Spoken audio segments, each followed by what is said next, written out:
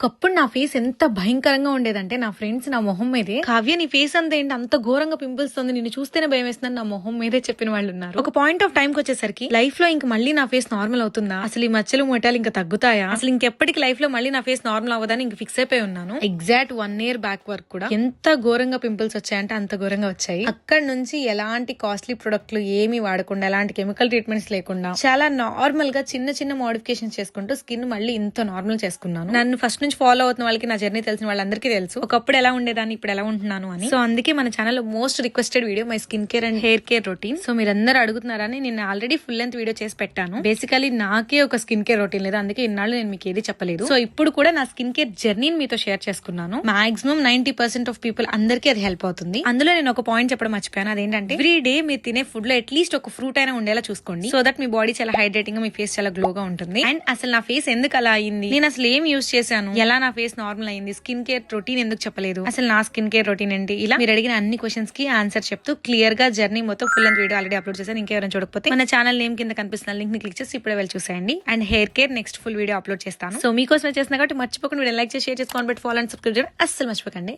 ఉంటాను.